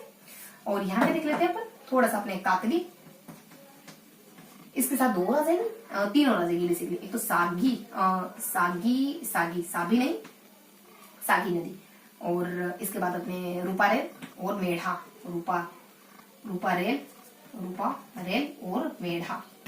स्पष्ट बताया नहीं लेकिन कहाँ की है, लेकिन हाँ रूपा रेल और मेढ़ा। उसके बाद ये थोड़ी सी बेसिक इन्फॉर्मेशन। कठोर और बड़ा है कौन, बना, किसके लिए, पार्वती और काली के लिए, है ना। इनके लिए वो ऐसे ट्रीट करते हैं उनके साथ, उनका मिजाज इनके लिए कठोर है, बड़ा है ना, मतलब कठोर मिजाज है बेसिकली। और फिर अपन देख लेते हैं अरब सागर की। अरब सागर में क्या देखते हैं अपन, अरब सागर में देखते हैं माही, लूनी तो पढ़ रहे अपन, साथ में थोड़ी दो और ध्यान रखनी, साबरमती और थोड़ा सा पश्चिम बनास। बाकी आंध्र प्रदेश की देखो 3 तो बहुत फेमस है, इधर की घग्गर है, बाणगंगा है, कातली। बाकी 2 अपने सागी, रूपारेल, मेढ़ा, है ना। सागी, रूपारेल, मेढ़ा क्या जाएगा अपने SRM, शर्म करो, क्यों करे भाई, है ना, करो भाई। अगर ऐसा कुछ करा है तो, नहीं करा है तो मत करो। तो यहाँ अपने ये कुछ नहीं आ रही थी। अब अपन देखेंगे कुछ जल विद्युत के बारे में। क्या देखेंगे अपन प्रवाह में, सेकेंड टॉपिक जल विद्युत क्या पढ़ेंगे इसमें, वही मैंने आपको पहले बता दिया था। तो क्या मैं सबका नाम लिख दूं क्या, नहीं, फिर आपको कंफ्यूजन हो जाएगा, है ना। लालच बुरी बला है, अगले स्लाइड में पढ़ेंगे, बहुत जल्दी खत्म करने के चक्कर में एक साथ नहीं लिखूंगी। तो यहाँ अपन चंबल के बारे में पढ़ लेते हैं, माही के बारे में पढ़ लेंगे, उसके बाद अपन 2 और पढ़ लेंगे। देखो चंबल में क्या देखते हैं, इतना देखेंगे इन चारों में, चंबल है, माही है और बिसलपुर और सरदार सरोवर। क्या देखेंगे, देखो ये देखेंगे कौन कौन से राज्यों की है, न सिर्फ राजस्थान की बल्कि अदर राज्यों की भी। तो ये कहाँ बनी हुई है, किसी में ये भी बताएगा कि कहाँ पे, पर्टिकुलरली स्थान कहाँ पे, खाली शुरुआत में नहीं बताएंगे, बाकी का बताएंगे। तो ये कहाँ पर बनी हुई है और कौन कौन से राज्यों की है परियोजनाएं, और ये कैसे कौन कौन से बेनिफिट अपने राजस्थान को या फिर अदर स्टेट को पहुंचा रही है, मतलब कौन कौन से बेनिफिट ये परियोजनाएं दे रही, ठीक है। कहाँ पर बनी हुई है, कौन कौन से राज्यों की है और क्या बेनिफिट देगी। बाकी अगर कोई जानकारी है ना इन तीनों के अलावा, अगर कॉमन जानकारी के अलावा, तो अदर मान के पढ़ेंगे अपन। तो बता दें कि चंबल जो है ना कहाँ है पर्टिकुलरली, ये तो गिवन है, लेकिन ये राजस्थान प्लस मध्य प्रदेश की, मतलब कि RJ plus MP, RJ plus MP की मिली जुली।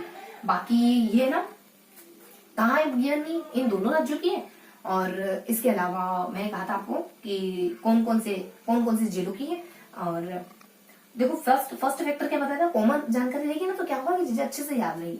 तो तीनों पहले बताया आपने कि कहाँ बनी, ठीक है, फिर बताया आप लोगों ने कि कौन कौन से राज्यों की है, फिर बताते हैं कि क्या क्या बेनिफिट पहुंचाती है ना, कौन कौन से राज्यों की। तो यहाँ पे इन राज्यों के पर्टिकुलर जिले भी गिने, तो जिले देख लेते अपन। तो मतलब कि किन किन जिलों को लाभ पहुंचा रही है, किन किन जिलों को ये लाभ पहुंचा रही है, कहाँ है, बहुत ज्यादा उलझा दूंगी मैं आपको, ठीक है। तो यहाँ अपन देख लेते हैं अब कहाँ बनी हुई, तो अपने यहाँ है नहीं, कौन से दो राज्यों की है ये देख लिया। और अब देख लेते हैं अपन के किन किन जिलों को लाभ पहुंचा रही है और क्या क्या लाभ पहुंचाती है। तो अपन देख लेते हैं कि किन किन जिलों को लाभ पहुंचाती है।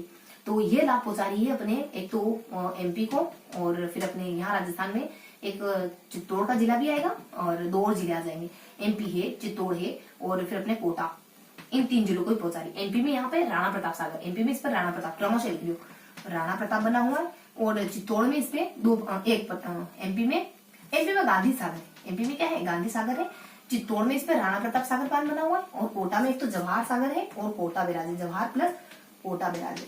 ठीक है, इन जिलों को लाभ पहुंचा रही। तो क्या लाभ पहुंचाती है इन जिलों को? इन जिलों को है ना 2 लाभ पहुंचा देती है। एक तो विद्युत भी दे देती है, ये बिजली भी दे देती है, प्लस सिंचाई भी दे देती है। पेयजल नहीं है, बिजली और सिंचाई। तो ये हल्की सी इन्फॉर्मेशन थी। यही इन्फॉर्मेशन माही के बारे में देखेंगे। माही जल परियोजना कहाँ बनी हुई है? तो ये बांसवाड़ा में माही नदी के ऊपर है। बांसवाड़ा माही नदी के ऊपर, माही नदी पर है। कौन कौन से जिलों को लाभ पहुंचा रही है? कौन कौन से 2 स्टेट को लाभ पहुंचा रही है? तो आरजे राजस्थान प्लस अपने माही है, चंबल नदी राजस्थान, माही अपने राजस्थान प्लस गुजरात को, ठीक है। तो इन 2 जिलों को लाभ पहुंचा रही है बेसिकली। हाँ ठीक है, और इसके बाद अपन यही देख लेते हैं कि इन 2 स्टेट को लाभ पहुंचाती है और बेनिफिट में क्या पहुंचा रही है, मतलब कि किस तरीके का बेनिफिट मिल रहा है इससे हमको। तो यही कुछ जानकारी देते हैं, विद्युत और सिंचाई, यही जानकारी, विद्युत प्लस सिंचाई प्लस ये पेयजल भी दे देती है, पेयजल है ना। तो ये कॉमन फैक्टर। अब देख लेते हैं अपन बिसलपुर देख लेते हैं। तो बिसलपुर यही देखेंगे कि कहाँ बनी हुई है, किन 2 स्टेट को लाभ पहुंचा रही है और क्या लाभ पहुंचा, मतलब किन स्टेट को लाभ पहुंचा रही है और क्या लाभ पहुंचा रही है।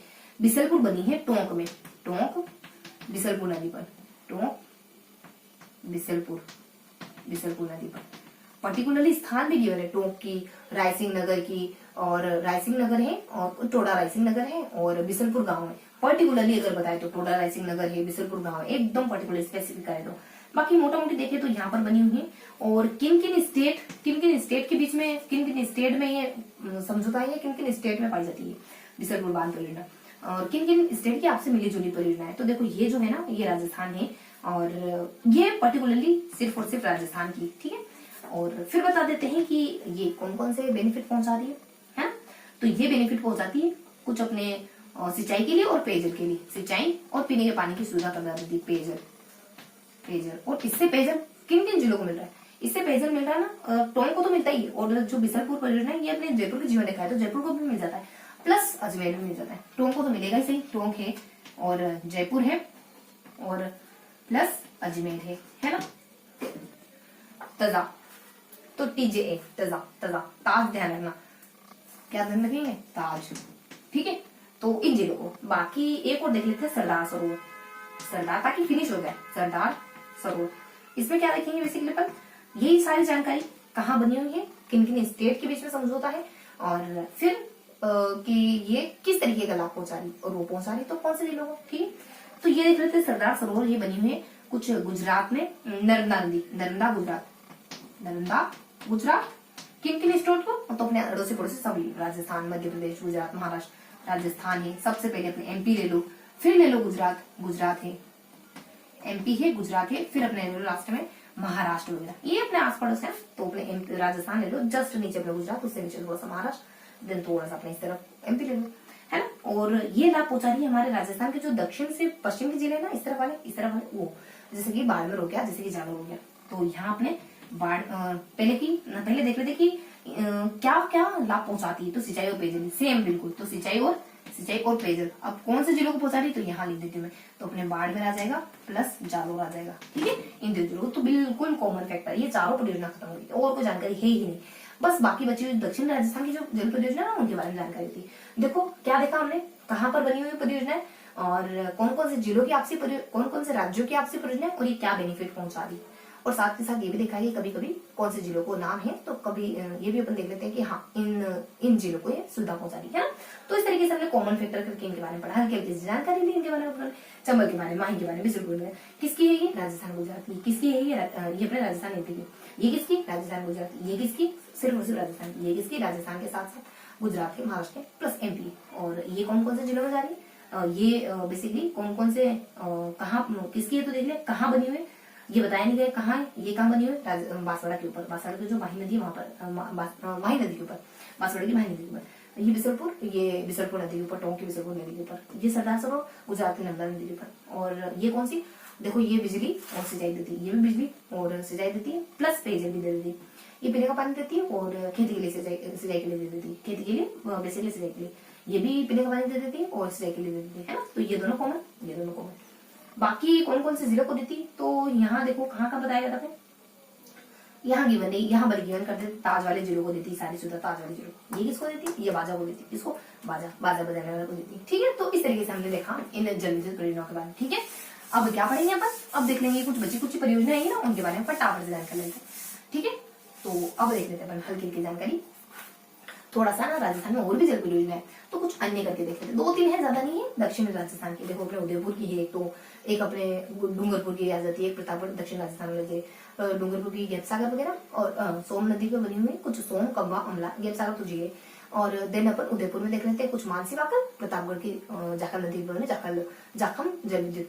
उसके बाद थोड़ा सा पाली के बारे में देख लेंगे, अपने मारवाड़ के इलाके में पाली में जवाई नदी पर जवाई बांध परियोजना, जवाई जल विद्युत है, जल विद्युत की जो जवाई बांध परियोजना है या फिर जवाई जल विद्युत। यहाँ पर देख लेते हैं डूंगरपुर में अपने सोम नदी के ऊपर क्या, सोम अम्बा कमला, सोम अम्बा कमला। उसके बाद अपने उदयपुर में मानसी वाकर। उसके बाद प्रतापगढ़ में जाखम नदी के ऊपर जाखम जल विद्युत परियोजना। ये सोम नदी पर ये अपने मानसी वाकर बताएंगे कि ये जाखम नदी पर। और इसके साथ एक और चीज देख लेते हैं, पाली में जवाई जल विद्युत जवाई नदी पर। ये थी अपनी हल्की हल्की सी इन्फॉर्मेशन। ठीक है, अब इसके साथ अपन देख लेंगे बेसिक डूंगरपुर, उदयपुर, प्रतापगढ़, पाली। देखो डूंगरपुर में सोम अम्बा कमला पे एक अपनी सोम जल विद्युत बनी हुई, सोम नदी पर सोम अम्बा कमला जल परियोजना है। उदयपुर में मानसी वाकर जल परियोजना है, कहाँ है, कौन सी नदी पर, गिवन है। प्रतापगढ़ में जाखम जल परियोजना है, जाखम नदी पर। यहाँ पे अपने पाली में है जवाई जल परियोजना, जवाई नदी पर। तो ये थी अपने। अब देख लेते झीलें, बहुत ही आसानी से देख लेंगे सब झीलें। देखो राजस्थान में बेसिक जो कुछ 4 जिले तो बहुत इंपॉर्टेंट है, जैसे कि उदयपुर है, 4 जिलों की उदयपुर है, राजसमंद ये मेवाड़ के जिले ना, इस वजह से। बाकी अपने यहाँ अजमेर, सवाईमाधोपुर, अजमेर और सिरोही, सवाईमाधोपुर नहीं, सिरोही। बाकी अपन अन्य जिले अदर करके कुछ अन्य जिले आएंगे उनके बारे में। बाकी यहाँ अपन खाली पानी की जिलों के बारे में देखो क्या क्या है अपने उदयपुर में। वैसे तो बहुत सारी है, लेकिन जयसमंद झील थोड़ी प्रसिद्ध है। जयसमंद क्यों प्रसिद्ध है, बेसिकली 2-3 कारणों से प्रसिद्ध है। जयसमंद झील कुछ अपने ना, जब 18th सेंचुरी लगे तो उससे 10 सालों पहले बनती, कुछ अपने 1661। इसको 18th सेंचुरी क्यों कह रही हूँ, क्योंकि 1700 अपने 18th सेंचुरी में आता है। तो अपने कुछ 1691 के अराउंड, और इससे कुछ 3-4 साल पहले, तो कुछ अपने 1687 से 1691 के दरमियान ही बनती है जयसमंद झील। सवाई जय सिंह के द्वारा बनवाई जाती है। और ये जो है विश्व की सबसे बड़ी खारे पानी, मीठे पानी की मानव निर्मित झील मानी जाती है। तो 2-3 विशेषता होती है इसकी, क्या कि गोमती नदी में बनाई ना। तो सवाई अपने कुछ मेवाड़ के राज्य, सवाई तो नहीं कहा लेकिन मेवाड़ के कहा है। मेवाड़ के तो देखो अपने जयपुर के थे, मारवाड़ के थे सवाई जय सिंह। तो अपने सवाई जय सिंह अपने जयपुर के थे ना, तो ये तो अपने जयपुर का इलाका तो अपने मेवाड़ में आ जाता है। लेकिन यहाँ बताया मेवाड़ के जय सिंह, तो मेवाड़ के कोई और जय सिंह है। मेवाड़ के जय सिंह कब बनाते हैं, ये बनाते हैं 1687 से कुछ अपने 1691 के अराउंड बनाते हैं। और गोमती नदी पर, गोमती नदी। एक और कैरेक्टरिस्टिक है बहुत इंपॉर्टेंट कैरेक्टरिस्टिक दूसरी, जो कि विश्व की मानव निर्मित मीठे पानी की सबसे बड़ी झील मानी जाती है, कृत्रिम झील, है ना। तो विश्व की सेकेंड इंफॉर्मेशन, विश्व की मीठे पानी की सबसे बड़ी मानव निर्मित झील है। ये कुछ अपने इसके बारे में थोड़ी सी इसकी विशेषता थी। ठीक है, अब अजमेर में देखो, अब थोड़ा सा है ना अपन, ठीक है कोई बात नहीं, एडजस्ट कर लेते हैं। तो क्या देखते हैं अपन, देखो अजमेर, इसके अलावा देखो उदयपुर में और भी झीलें हैं। कौन कौन सी, देखो पिछोला है, पिछोला प्लस अपने उदय सागर है, एक पिछोला है, जयसमंद है, एक तो उदय सागर है, पिछोला है, फतेह सागर, उदय सागर प्लस फतेह सागर और इसके अलावा देखो गोवर्धन, जना, स्वरूप और रंग। गोवर्धन ने लोगों के स्वरूप को बिगाड़ दिया रंग कर करके, रंग लगा करके होली पे। मान लो गोवर्धन सागर है, गोवर्धन है ने जनों का स्वरूप यानी चेहरा बिगाड़ दिया, किससे? रंग से। तो रंग सागर, ये सारी झीलें उदयपुर में पाई जाती जो अदर है ना। इसके अलावा देख लेते हैं अजमेर में। अजमेर में देखो 2 जिले हैं, एक तो आना सागर है, आना सागर धार्मिक दृष्टि से, पुष्कर है, तो धार्मिक दृष्टि से प्रसिद्ध है पुष्कर, और एक है ना ये प्राकृतिक जिले पुष्कर। इसके अलावा आना सागर भी प्रसिद्ध जिले, बस बताते हैं ये क्यों प्रसिद्ध है। एक तो धार्मिक दृष्टि से, धार्मिक और प्राकृतिक, डीपी लिखती हूँ ना मैं, थोड़ा थोड़ा याद रहना चाहिए। उसका सिरोही की नक्की झील, क्यों प्रसिद्ध नक्की झील? तो सबसे ऊंची प्राकृतिक झील, तो ऊंचाई के लिए और प्राकृतिक, यूपी। देखो थोड़ा सा मैनेज करके चलना पड़ेगा, है ना। और राजसमंद झील में, एक तो राजसमंद झील बनी हुई है, इसका जो उत्तरी इलाका है ना, ये अपने नौचोगी के नाम से जानते हैं। उसके बाद अपने अदर झीलें कौन सी? देखो अदर झीलें पाई जाती है अपने लगभग, देखो जिद भी है, जेडी बीए में, बीए करने की जिद है, ग्रेजुएशन करने की जिद है, उसके बाद यूपीएससी देना होगा ना किसी को, है भाई किसी की जिद बीए करने की, तो जिद बीए है तो मतलब कि बीए करने की जिद करके रहेंगे। देखो मान लेते ना तो ठान लेते तो जीत हो जाती, अगर मान लिया तो हार हो जाएगी, है ना। तो बस मानना नहीं, मन से नहीं हारना है। लाख बार गिरो, एक जापानीज, एक बहुत ही अच्छी कोटेशन है जापानीज कि आप भले ही 19 बार गिरो, लेकिन 20वीं बार भी आप में साहस होना चाहिए कि आप खड़े हो पाओ, है ना। गिरना बुरा नहीं है, लेकिन उसके बाद ना उठना ये बहुत बुरी बात है ना। तो अपने थोड़ा सा अपने जेडीबी, तो कौन कौन सी जिले, जोधपुर में कौन सी झील पाई जाती है, और जैसलमेर में कौन सी पाई जाती है। और देखो जैसलमेर में अपने एक है गड़ीसर, और जोधपुर में कौन सी है अपने, एक तो अपने कुछ कायलाना है, बालसमंद और उमेद सागर है। तो अपने देखो यहाँ देख लेते अपन, जैसलमेर में तो गड़ीसर, और जोधपुर में कायलाना, मतलब कि कायलाना, उम्मेद और बालसमंद। उम्मेद हमें बालक से उम्मीद थी, बालक से उम्मीद नहीं थी कि वो कायर निकल जाएगा। बी से बीकानेर की अपने लूण, एक तो लूण करो तो खारे पानी की हो जाएगी, और ए से अपने अजमेर की, एक तो डी से अपने डूंगरपुर भी आएगा। अभी तो डूंगरपुर नहीं लिखा ना, डूंगरपुर की गैप सागर, और फिर अपने एक तो बीकानेर में एक तो लूणकरण होती है, और पंचपदरा, बीकानेर की पंचपदरा, और फिर अपन देख लेते अपने अलवर की सिलीसेट,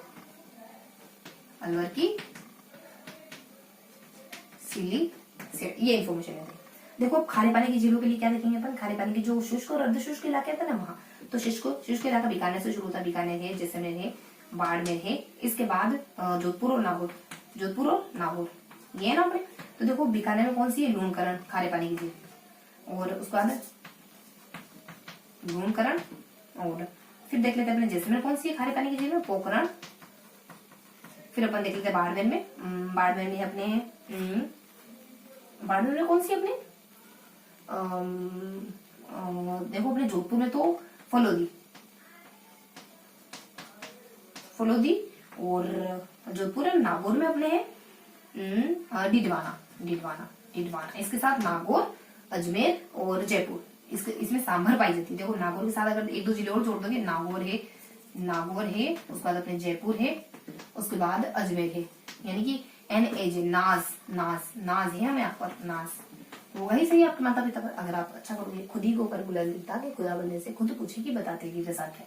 ऐसा करो, ऐसा कुछ काम करो कि खुदा खुद झुक जाए, आपसे पूछने के लिए मजबूर हो जाए कि बताओ बेटे तुम्हारी इच्छा क्या है, ठीक है। अपने आप में श्रद्धा हो जाए, इतनी मेहनत करो, अपने आप से प्यार होने लग जाए, इतनी मेहनत करो। नाज NAS, अपने आप पे फक्र होना चाहिए कि नहीं मैं सुबह से पढ़े जा रहा हूँ, मन नहीं हो रहा है उठने का, है ना। ये कंडीशन कब आई, जब पूरी ईमानदारी से, पूरी लगन से पढ़ोगे, पूरी प्योरिटी के साथ पढ़ोगे, ट्रांसपेरेंसी के साथ पढ़ोगे। कुछ नहीं आ रहा अपने आप से कहो, हाँ ये थोड़ा सा कठिन टॉपिक है, नहीं आ रहा, वापस मेहनत करो, लेकिन याद जरूर कर लूंगा इसको। देखो नाज आ जाता है NAS, क्या है बेसिकली इसमें, नागौर है, अजमेर है, जयपुर है, यहाँ पर अपने सांबर झील पाई जाती। देखो कठिनाई सबके सामने आती, कठिनाइयां कभी भी परेशानी नहीं होती, मुश्किलें कभी भी परेशानी नहीं होती, सबके सामने आती है। आपको क्या लगता है आपके सामने आती है? सबको बोरियत फील होती पढ़ने में, सबको मन होता है कि नहीं उठ जाते हैं, अब कुछ अच्छा सा करते हैं। सबको लगता है कि थोड़ा सा टफ तो पड़ रहा है, चीजें समझ नहीं आ रही, लेकिन चीजें समझ नहीं आती तभी तो मजा है, तभी तो उनके साथ टिके रहना है। कोई व्यक्ति आपको अच्छा लगता है, कोई आपके लिए अच्छा बोलता है, हमेशा आपके साथ अच्छा ट्रीट करता है, तब उसके साथ रहने में किसको किसको तकलीफ होगी, किसको बुरा लगेगा उसके साथ रहने में। जब उसका बुरा फेज आता है, यानी जब उसकी कठिनाइयां दिखती, जब उसकी कमियां दिखाई देती है, उस व्यक्ति की कमियां दिखाई देगी, आपको पता चलेगा कि यार इसमें ये बुरी बात है, ये बुरी बात है, तब उसको अपना मानना, तब उसके साथ अटैचमेंट फील करना, तब भी उसको उसी निगाह से देखना जिस निगाह से पहले देख रहे थे। ये होता है मुश्किल। तो उस कंडीशन में आप उसके साथ उतनी ही प्यार से, जितने पहले थे उतने ही प्यार से टिके रहते हो, डटे रहते हो ना, तब जाके किताबों को आपसे इश्क होने लगता है। किताबें आपको ऑटोमेटिक समझ आती है। फिर है ना, जब माइंड से दृष्टि बदलती है ना, तो सृष्टि बदल जाती है। अपने आप से हमेशा कहा करो कि मैं पूरी ईमानदारी, लगन और मेहनत के साथ पढ़ाई करूंगा। भले ही मेरा मन जाएगा इधर उधर, भले ही मुझे भटकाव में सोऊं, भले ही मेरा मन होगा कभी कभी कि थोड़ा सा मुझे बोरियत सा फील हो रहा है, या फिर कुछ भी कंडीशन है, लेकिन मैं हर बार कोशिश करूंगा, हर बार, है ना, हर बार कोशिश करूंगा। यानी चाहे मैं 20 बार गिरूं, 21 बार गिरूं, 22 बार गिरूं, लेकिन फिर भी मैं 23 बार उठूंगा, है ना। तो इस ईमानदारी के साथ पढ़ोगे ना, तो चीजें बहुत ज्यादा आसान लगने लगी। फिर लगेगा नहीं यार मैं मेहनत कर रहा हूँ। बार बार अपने आप से सोचो कि मैं ऐसा क्या करूँ कि मैं अच्छे से पढ़ूं, क्या चेंज करूं, या फिर अपनी टेक्निक में चेंज करना है मुझे, या फिर कुछ भी ऐसा अपने रूम में कुछ चेंज करना है, कुछ भी जो आपको मोटिवेट करे। मुझे क्या करना चाहिए जिससे मेरा पढ़ाई में ज्यादा मन लगे, मुझे क्या चीजें जो मोटिवेट करती है, मैं कब अच्छा फील करता हूँ। थोड़ी छोटी छोटी टेक्निक निकालो आपको जो लंबे समय तक पढ़ाए रखे। बाकी एक लेवल ऐसा आएगा, उसके बाद तो आपको इन छोटी मोटी चीजों की जरूरत नहीं पड़ेगी। लेकिन शुरुआती दौर में या फिर कभी कभी जब ऐसा डिमोटिवेट फील हो, तो जरूर कोशिश करा करो। बस ईमानदार रहो करो अपने प्रति। दूसरों से झूठ बोलो, लेकिन अपने आप से कभी नहीं। अगर नहीं पढ़ा है तो ईमानदारी से कहो, नहीं पढ़ा है लेकिन आगे बढ़ो। तो बहुत ज्यादा इधर उधर की बातें हो गई, है ना। अब अपन फिनिश करते हैं फटाफट से। तो यहाँ आपने बस ये देख रहे थे। देखो अपने जैसे मेरे को ना बाड़मेर में एक, बाड़मेर में कौन सी हो सकती है, देखो बाड़मेर का भी फिलहाल के लिए क्वेश्चन मार्क, मैंने 2 क्वेश्चन मार्क लगा दिए ना, अभी तक 2 क्वेश्चन मार्क लगे, ठीक है। तो बेसिकली हमारा सेशन तो फिनिश हो चुका है। तो ये हमने हल्की हल्की जानकारी दी इस बारे में। इसके बारे में थोड़ा सा अपने अदर जिलों के बारे में लास्ट में अपने कुछ इसके बारे में देखा है, खारी पानी के जिलों के बारे में। देखो क्या देखा हमने, यहाँ पे हमने देखा कि कुछ जिले आते हैं, जैसे कि हमने उदयपुर है, उदयपुर, राजसमंद और अजमेर जिले। इनमें जो जिले हैं उनकी कुछ ना कुछ विशेषताएं जरूर है। जैसे कि जैसलमेर, तो ये ना जयसिंह, मेवाड़ के जयसिंह के द्वारा कुछ 1689 से लगा करके 1691 के दौरान बनाई गई थी, गोमती नदी के ऊपर।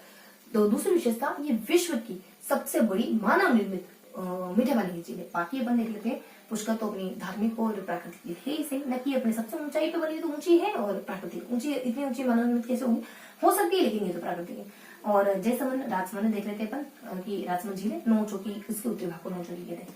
अदर में देख लेते अपन कुछ जैसलमेर की, जैसलमेर अपने गढ़ी सर पाई जाती डूंगरपुर में, और जैसलमेर के साथ जोधपुर की। और बालक कायल कैसे हो सकता है, उम्मीद तो नहीं थी बालक से, कारण की तो उम्मीद है कायल आना बालसमंद। उसके बाद थोड़ा सा अपन देख लेते बीकानेर में अपने लूणकरण तो खारे पानी की, और पंचभद्रा है।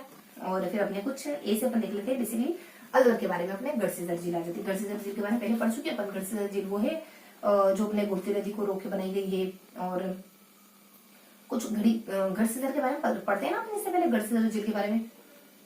गोमती नदी को रोक के बनाई गई है। और यहाँ पे हाँ अपने जब पर्यटन पढ़े थे ना वहां पढ़ते हैं। बाकी खारी नदी अपने बीकानेर यहाँ पर देखते हैं। खारी नदी कहाँ देखते हैं अपन, जो शुष्क और अर्ध शुष्क इलाके हो, जैसे बीकानेर, जैसलमेर, बाड़मेर, जोधपुर, नागौर। तो देखो अपन बाड़मेर का थोड़ा सा मिस रहता है, बाकी बीकानेर, लूणकरण, जैसलमेर, पोखरण है, जोधपुर का अपने फलोदी है। और उसके बाद अपने ये आ जाता है लास्ट में नागौर। नागौर में अपन देख लेते हैं, नागौर है ना, नागौर में अपन देख लेते हैं। अभी देखो जोधपुर है, जोधपुर के बाद अपने डीडवाना, ठीक है। और नागौर में अपने नागौर है, अजमेर। अगर नास के 2 और जिले जरूरत है तो सांबर जिले यहीं पाई जाएंगे। तो ये थी बेसिक जानकारी अपने जिलों के बारे में। अब क्या देखते हैं, अब हमेशा की तरह थोड़ा सा चीजों को रिवाइज कर लेते हैं। मैं भी आपको चीजें समझ आई होगी, थोड़ा सा बार बार देखते जाना, चीजें अच्छे से याद हो जाएगी। थोड़ी सी मेहनत करना, 2-3 बार इनको अच्छे से पलटा के देखना। एक दो बार अगर रिपीट करने का मन हो तो रिपीट भी कर लेना। अब थोड़ा सा वीडियो एक बार थोड़ा सा वापस देख लेना, जहां दिक्कत हो तो थोड़ा सा अपन लास्ट बार ज्यादा चीजों को रिवाइज कर लेते हैं। बेसिकली आज क्या देखा हमने, बहुत ज्यादा टाइम वेस्ट नहीं करेंगे। तो हमने क्या देखा, हमने आज कुछ 3 चीजों के बारे में पढ़ा। हमने देखा हल्की सी जानकारी, कुछ हमने नदी के बारे में पढ़ा। हमने देखा कौन कौन सी नदियां देखी हमने, बेसिक नदियां देखी हमने राजस्थान की, वो नदियां जो बहुत ज्यादा प्रसिद्ध है उनके बारे में पढ़ा। जैसे कि चंबल हो जाती है, बनास हो जाती है, लूनी वगैरह, माही वगैरह, और बाणगंगा वगैरह, घग्गर वगैरह। उसके बाद हमने कुछ जल परियोजना के बारे में पढ़ा। उसके बाद हमने कुछ प्रसिद्ध झीलों के बारे में पढ़ा। तो मैं आपको ओवरव्यू दे दूं। देखो चंबल नदी अपने निकलती है चित्तौड़ से, विनय जलगढ़ से निकल जाती है, चित्तौड़ में सरोवर में एंटर कर जाती है। उसके बाद अपने कोटा, बूंदी, सहरपुर, धौलपुर का विलीन होते यूपी में जाकर अपने यमुना मिल जाती है। इसकी सहायक नदियां कौन कौन सी मानी जाती है, वही अपने बताया था कि कठोर और बड़ा है, उसके बाद बना है, पार्वती है, काली इसके प्रति है। तो ये सारी सहायक नदियां मानी जाती है। और इसके साथ कौन सा नगर बसा हो, तो कोटा नगर बसा। कोई बच्चे कुछ अदर जानकारी है क्या? राजस्थान में बहने वाली सबसे बड़ी नदी मानी जाती है, तो इस तरीके से हल्की सी जानकारी होती है इसके बारे में। देन अपन वर्ष भर बहने वाली सेकेंड इन्फॉर्मेशन देख लेते हैं, बनास नदी। बनास नदी के बारे में यही सारी जानकारी आने वाली। बनास नदी निकलती है अपने अजमेर के खनौर की पहाड़ी से। निकलने के बाद ही अजमेर आ जाता है, चित्तौड़ आ जाता है, भीलवाड़ा आ जाता है, टोंक आ जाता है, सवाईमाधोपुर आ जाता है। तो इस तरीके से अलग अलग जिलों में चली जाती है। देखो ट्रिकी तरीके से देखने की कोशिश करें तो इसमें आ जाती है कि अपना बाजा बजाओ, अपनी शेखी बजाना, ऐसा कुछ मुहावरा है ना, वो समझो। उसके बाद इसकी सहायक नदी कौन सी आ जाती है? इसकी सहायक नदी वही अपने बेड़च आ जाती है, उसके बाद कोठारी आ जाती है। इसके साथ अपने थोड़ी सी एक दो नदियां और आ जाती है, जैसे कि खारी वगैरह और जैसे कि अपने मैदान वगैरह, है ना। इसकी ट्रिक देखें तो मेकअप ऐसे कुछ होता है इसकी ट्रिक, कुछ अपना बाजा बजाओ और मेकअप। वैसे भी मेकअप दूसरों की बुराई करता हूँ, अपना ही बाजा बजाता हूँ, मतलब कि अपनी ही कमियां देखता हूँ, मतलब अपने में कमियां ढूंढा करो रादर देन दूसरों पे उंगली उठाने की, तो देन अपने मेकअप आ जाते हैं, जैसे अपने मीनार है, कैसे अपने खारी वगैरह, कोठारी वगैरह, कोठारी वगैरह, बीसी बेड़च वगैरह, ये इसकी सहायक नदी मानी जाती है। और देन सहायक नदी के बाद कौन से दो नगर है जो इनके किनारे? तो टोंक वगैरह, सवाईमाधोपुर वगैरह, है ना। और इसके साथ अपन देख लेते हैं कोई अदर जानकारी। तो ये कुछ 480 किलोमीटर है, ये मौसमी नदी है और पूरी तरीके से राजस्थान में सबसे बड़ी। बाद में अपन देख लेते हैं जस्ट इसके बाद कुछ लुनी नदी। देखो लुनी नदी अजमेर के एक स्थान आता है गढ़ी गोविंदपुरा। यहाँ पर एक दो धाराएं होती छोटी छोटी, एक तो साबरमती और सरस्वती, दोनों से मिलकर के बनती है। इसके बाद कहाँ का बहती? तो अजमेर आ जाता है, नागौर आ जाता है, पाली आ जाता है और जोधपुर जालोर बीच में बाढ़ मिलती है। कैसे याद करते हैं? अपना बजा, अरे यहाँ है अपना बजा, तो वहां तो वो आता है अपने वहां पर कहते हैं ना मेकअप। तो मेकअप के लिए मुझे पसंद नहीं, मैंने क्या कहा था? बीटी, है ना, कहा था ना बीटी। तो बीटी कैसी लगी तुमको? रिंग कैसी लगी? मैंने जो तुम बीटियां दी थी ना, अंगूठियां दी थी, तो बीटी कैसी? उसके बाद आता है कि मेकअप। तो मैंने कब कहा कि मुझे बीटी पसंद है? तो तुम्हारी दूरी अंगूठी तो मुझे ऐसे ही पसंद है, बीटी कैसी लगी? अच्छी लगी, ठीक है। तो मेकअप के लिए अच्छी नहीं लगी तो ध्यान रखना, ये है बीटी कप। यहाँ है अपना अपना अपना बाजा बजाने वाली ट्रिक। तो और ये बात आपको इसको कह रहे हो या आप जित्तू को कह रहे हो? जित्तू जो कि अपने पीएम का सगा है, तो जित्तू बीएम सगा। तो अपना बाजा अपने अजमेर है, नागौर है, पाली है और बात बताई थी मैंने जोधपुर आ जाता, जालोर बीच में बाड़मेर हो गया। और इसकी सहायक नदियां कौन सी? वही मतलब कि जो जुड़ी है, जवाई है, सागी है, साबी है। साबी कुछ अपने ना साबी है अपने ऊपर की तरफ, यानी आंतरिक भाग की, सागी आ जाता है और गुहिया वगैरह आ जाता है और बांडी वगैरह आ जाता है। और कैसे अपने ना एक कोठारी तो नहीं, यहाँ पे कैसे अपने कैसे मिस रखा था मैंने, ठीक है। तो ये सारी नदी इसको ट्रिकी तरीके से देखे तो यहाँ आ जाएगा जित्तू और बीएम का सगा करके। तो अपने ट्रिक है ना, जित्तू बीएम का सगा करके। उसके बाद अपन देख लेते हैं तीन नदियां। तीन कौन से देख लेते हैं अपन? कुछ माही नदी, तो यही अपने विंध्याचल की पहाड़ी से निकलती है, राजस्थान गुजरात अपने बांसवाड़ा प्रतापगढ़ में बहती हुई खंबाती खाड़ी में चली जाती है बेसिकली। और इसके साथ इसके कुछ जाखम और सोम करके इसकी सहायक नदी मानी जाती है, और सोम और जाखम करके। देन इसके बाद अपन देख लेते हैं बाणगंगा नदी बेसिकली अपने जयपुर की बैराट के पास पहाड़ी से निकलती है। जयपुर में भरतपुर में वेटलैंड इलाके का निर्माण यही करती है। देन अपने अर्जुन की गंगा। घग्गर नदी हिमाचल की विंध्याचल की मतलब शिवालिक की पहाड़ी से निकलती है। देन थोड़ा सा बता देते हैं कि ये नदी जो है ये अपने हनुमानगढ़ में आती है, गंगानगर में विलीन हो जाती है। और देन ये सरस्वती का अवशेष थी। और थोड़ी सी इन्फॉर्मेशन शायद सहायक नदी भी हो सकती है। इसके बाद अपन देख लेते हैं कि कौन कौन सी नदियां जो बंगाल में, कौन सी अरब में, कौन सी आंतरिक। बंगाल में सारी चंबल की सहायक नदियां बता दो, बेड़ज बता दो, कोठारी बता दो और काली सिंध पार्वती बता दो, बनास बता दो। इसके बाद अपने अरब सागर की आप माही बता सकते हो, लुनी बता सकते हो, पश्चिम बंगाल साबरमती बता सकते हो। और इसके साथ आंध्र प्रदेश की जो अपन जानते हैं, यहाँ पे घर वगैरह हो जाता है, यहाँ पे अपने कातली वगैरह, यहाँ पे अपने जैसलमेर में कातली वगैरह और यहाँ पे अपने बाणगंगा वगैरह। इसके साथ रूपारेल है, मेड़ा है और फिर अपने साबी, ठीक है, ऊपर है अपने साबी, ब अपने ऊपर है, ग अपने नीचे, सागी नीचे आएगा।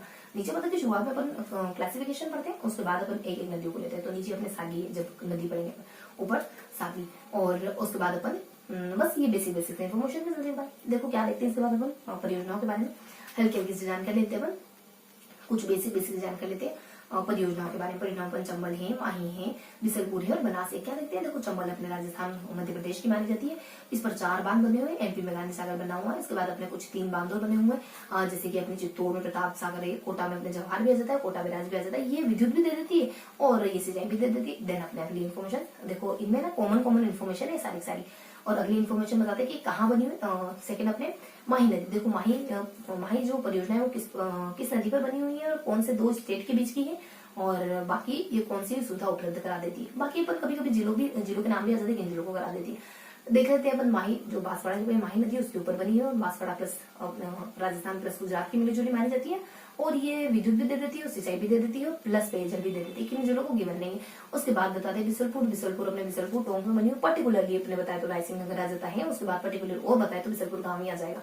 तो यहाँ बनी हुई है और ये अपने राजस्थान है, प्रॉपर राजस्थान की मानी जाती है। ये जल भी दे देती है, ये अपने मतलब कि सिंचाई के लिए भी दे देती है, पीने के लिए टोंक को देती है, और जयपुर जीवन रेखा जयपुर को देती है, अजमेर को भी दे देती है। और उसके बाद अपने सरदार सरोवर देखें तो ये कहाँ बनी हुई है, तो गुजरात की नर्मदा नदी में बनी है। किन स्टेट की है, तो राजस्थान तो ही है, उसके बाद गुजरात, उसके बाद महाराष्ट्र और थोड़ा सा अपने एमपी को भी ले लो। और किन किन जिलों को, तो राजस्थान के जो बाड़मेर यानी इस तरफ के जो जिले जैसे बाड़मेर वगैरह हो जाता है, जैसे जालोर वगैरह, तो क्या देती है तो सिंचाई वगैरह की सुविधा देती है पेयजल की, राजस्थान के बाड़मेर और जालोर देती है। अब देख लेते हैं लास्ट में और जिलों के बारे में। देखो उदयपुर की प्रसिद्ध जिले, राजसमंद की प्रसिद्ध जिले, अजमेर की प्रसिद्ध जिले, सिरोही की प्रसिद्ध जिले, बाकी बच्चे कुछ जिले, बाकी खारे पानी के जिले। उदयपुर की जयसमंद बहुत ज्यादा प्रसिद्ध है क्योंकि कुछ अपने जयसिंह मेवाड़ के जयसिंह के द्वारा इसको गोमती नदी पर बनाया गया था 87 से 91 के दरमियान। ये विश्व की सबसे बड़ी मीठे पानी की मानव निर्मित झील मानी जाती है। उसके बाद राजसमंद झील बनी हुई है, नौचो की इसके उत्तरी इलाकों को कहते हैं। बाकी दो इन्फॉर्मेशन, सिरोही की जो नक्की झील है वो अपने सबसे ऊंची झील मानी जाती है मानव निर्मित, और कुछ प्राकृतिक झील। उसके बाद अपन थोड़ा सा देख लेते हैं अजमेर में देखो एक आना सागर झील आ जाती है, और इसके साथ एक तो पुष्कर झील, और पुष्कर झील धार्मिक है, प्राकृतिक आना सागर तो प्रसिद्ध झील। ये 4 जिलों की प्रसिद्ध जिलों में कुछ प्रसिद्ध झीलें पाई जाती है। 4 जिलों में कुछ ना कुछ जानकारी बता दी। इसके बाद इसके नीचे कुछ हल्की, हाँ उदयपुर में कुछ और भी, इसको तो उदयपुर जिलों के नगरी कहते हैं। उदयपुर कुछ कुछ जिले और भी आती है। पिछोला है, उदय सागर है। गोवर्धन ने जनों के चेहरे को रंग से बिगाड़ दिया। गोवर्धन है, जना है, स्वरूप है और रंग है।